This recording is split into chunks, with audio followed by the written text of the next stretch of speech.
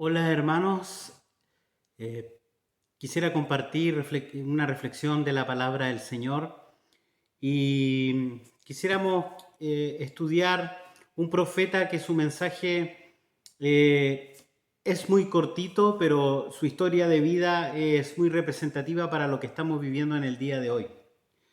Me refiero al profeta Jonás. Queremos estudiar en este tiempo, en estos domingos, jueves, y estar reflexionando sobre esta historia verídica, real, que se encuentra en la Biblia y que tiene un mensaje oportuno, porque la palabra de Dios es así, la palabra de Dios es viva y eficaz y es el consejo oportuno siempre para nuestras vidas. Queremos dividir el estudio de este libro en el capítulo 1, destacando la voluntad de Dios y la desobediencia del profeta. Queremos también en el capítulo 2 ver la voluntad de Dios y el profeta sometido. En el capítulo 3 la voluntad de Dios y la obediencia del profeta. Y en el capítulo 4 la voluntad de Dios cuestionada por el profeta.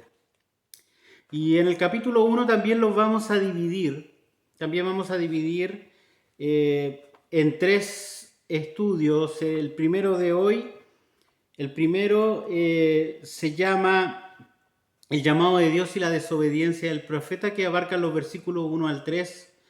El próximo estudio será la corrección de Dios y la resolución del profeta, que va a abarcar de los versos 4 al 12.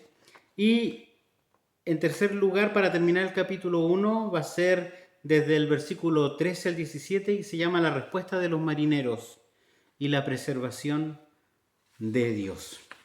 Entonces vamos a ver en el día de hoy los versos del 1 al 3 del capítulo 1 y que hemos titulado El llamado de Dios y la desobediencia del profeta. La palabra del Señor dice así: vino palabra de Jehová a Jonás, hijo de Amitai, diciendo: levántate y ve a Nínive, a aquella gran ciudad, y pregona contra ella, porque ha subido su maldad delante de mí. Y Jonás se levantó para huir de la presencia de Jehová a Tarsis, y descendió a Jope, y halló una nave que partía para Tarsis, y pagando su pasaje, entró en ella para irse con ellos a Tarsis, lejos de la presencia de Jehová. En primer lugar tenemos a la palabra de Dios ubicando a quién Dios está llamando y cuál es el propósito de todo este libro. Lo hemos bosquejado así: la voluntad de Dios es el deseo de Dios. Dios es el que toma la iniciativa, Dios es el que llama a profetas, Dios es el que llama a personas. Y llama a este hombre llamado Jonás, que su nombre significa paloma, hijo de Amitai, que aparece también en Segunda de Reyes 14, 23, 25, donde se nos da un contexto histórico acerca de él y se nos ubica más o menos en el 780 y 750 a.C., cuando reinaba en el reino del norte Jeroboam II. Este hombre es un hombre galileo de esa zona y Dios llama a Jonás a través de su palabra. La frase vino palabra de Jehová a Jonás es un llamado específico, característico de un profeta. Por lo tanto, este hombre es un profeta de Dios. Algo singular del libro es que este libro no se basa en el mensaje del profeta. No tenemos un mensaje que Dios hable por intermedio del profeta, nos deje un mensaje extenso, sino más bien la enseñanza está en la experiencia y en el trato que Dios tiene con este hombre, tiene con los demás involucrados, que es el pueblo judío, y también con los gentiles. Nuestro Señor Jesucristo cita a Jonás cuando se le pide una señal y él dice que va a tener esta señal del profeta Jonás. Y le dice, bueno, Dios llama a este hombre, le dice, levántate y ve a Nínive, a aquella gran ciudad, y pregona contra ella, porque ha subido su maldad de delante de mí. Este era el trabajo, esta era la función que tenía que hacer el profeta, este era el ministerio del profeta. Seguramente el profeta tenía otro ministerio allí en su lugar de origen, pero ahora se le estaba pidiendo dos cosas. Primero, que se levantara y fuera a Nínive. Esta acción, levantar y ver, están juntas y significa ponte en acción, ponte en movimiento, sal de tu comodidad. Comencemos a actuar ahora y ve a Nínive. Eso tenía que ser un llamado a la acción, es decir, sal de la zona de donde tú vives y toma una caravana, comienza a caminar hacia Nínive. Y ese era el primer mandato que Dios le hace a Jonás. Nínive era la capital del reino asirio, un reino importante, una de las superpotencias de ese tiempo. Era una ciudad muy grande, la Biblia lo dice ahí, una gran ciudad. También dentro de Jonás, ya lo vamos a ver, se menciona ahí 120.000 habitantes que no podían distinguir entre su mano derecha y su mano izquierda. Y en esos tiempos era una ciudad muy, muy, muy grande. Esta ciudad fue fundada por Nimrod, que aparece allí en Génesis capítulo 10, verso 11, ¿cierto? Y desde allí, desde esa zona, se va creando estos imperios paganos, estos cultos lejos de Dios, culto a Astarot y a estos ídolos que mencionan en el Antiguo Testamento. Por lo tanto, esta ciudad era una ciudad muy pagana, una ciudad muy cruel, que había crecido mucha la maldad. Y hay algunos datos históricos, por ejemplo, que están ahí en algunos escritos antiguos. Se dice que en el año 765 y 759 a.C.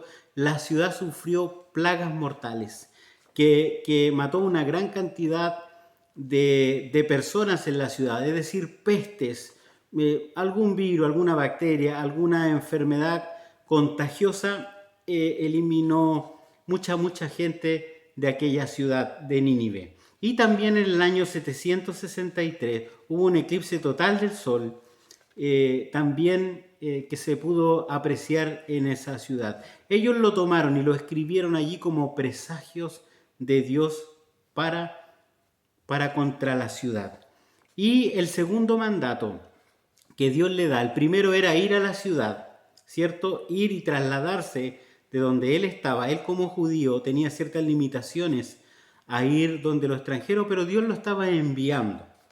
Y el segundo mandato es pregona contra la ciudad, es decir, anuncia en voz alta, predica, haz un llamado a la ciudad, haz un llamado a viva voz, que toda la ciudad te escuche el mensaje que tú tienes que decir.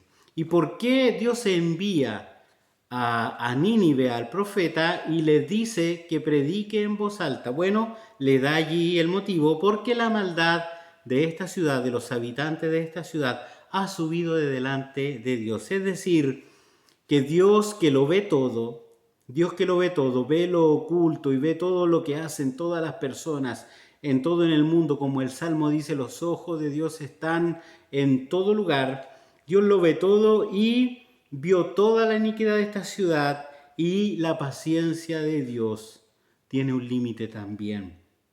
Entonces esta ciudad, que se caracterizaba por ser paganos, crueles,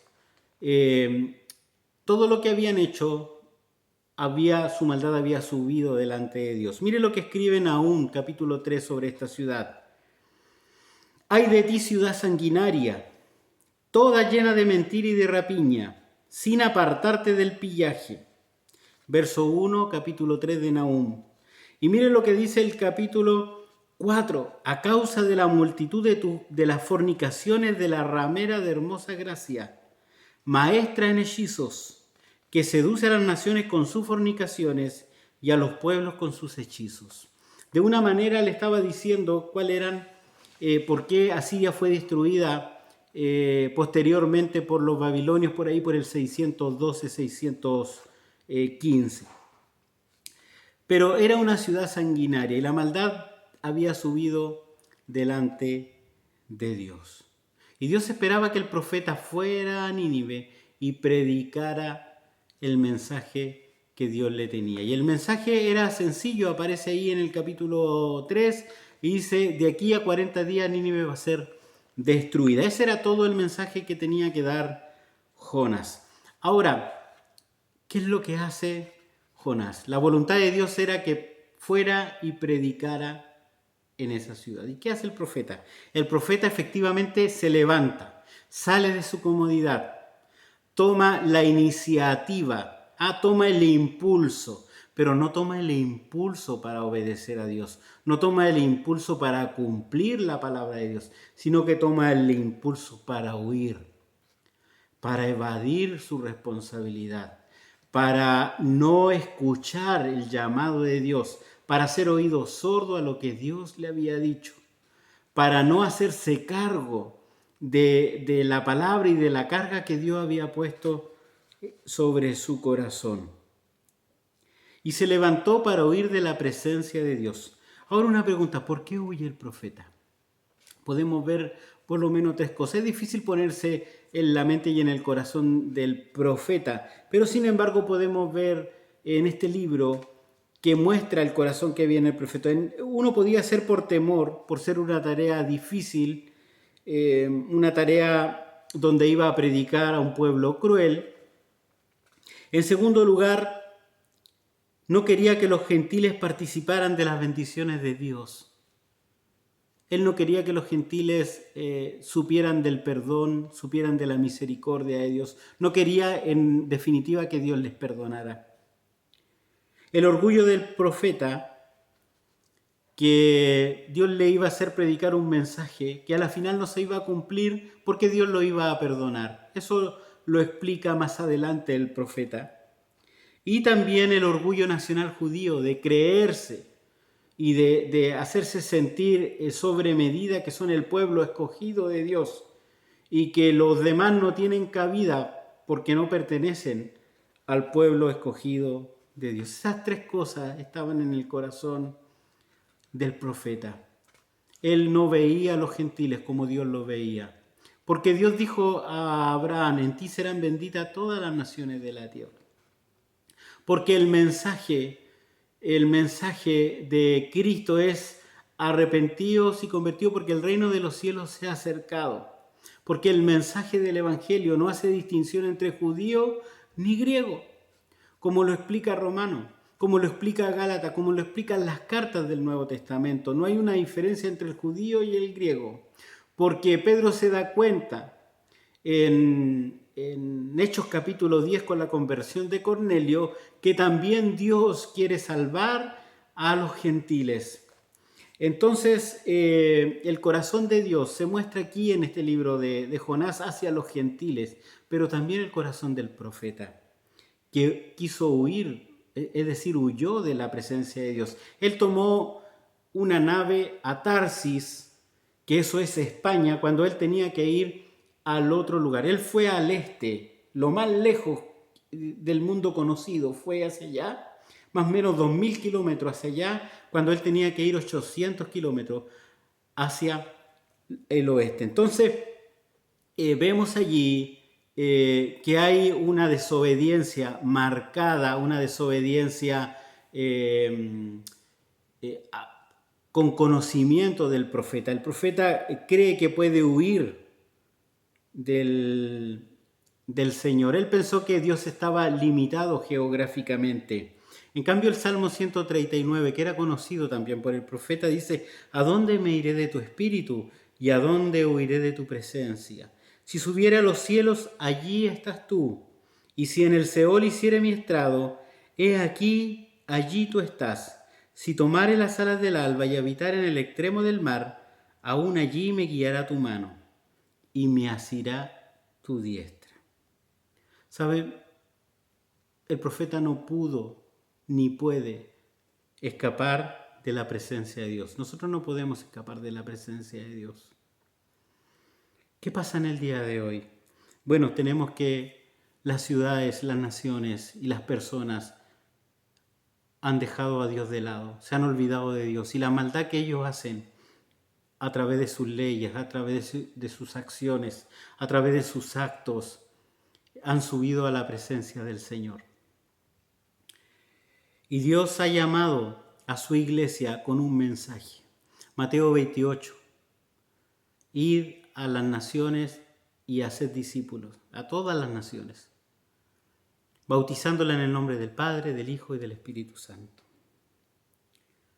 enseñándoles que guarden todas estas cosas.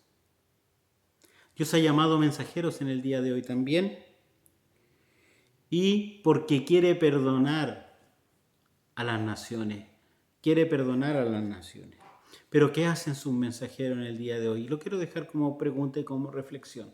¿Qué está haciendo la iglesia en el día de hoy? ¿Está predicando? ¿Está pregonando? ¿Está compartiendo el mensaje? Aunque sea duro, el mensaje de la salvación, del infierno, del cielo, de la muerte de Cristo, del arrepentimiento de los pecados, el evangelio puro, ¿lo está predicando la iglesia? ¿O la iglesia está huyendo como este profeta, evadiendo su responsabilidad, guardando silencio, yendo a un lugar al que Dios no le ha mandado, haciendo cosas a las que Dios no le ha mandado? Hermano, quiero dejarte con esta reflexión de la palabra. Dios te bendiga.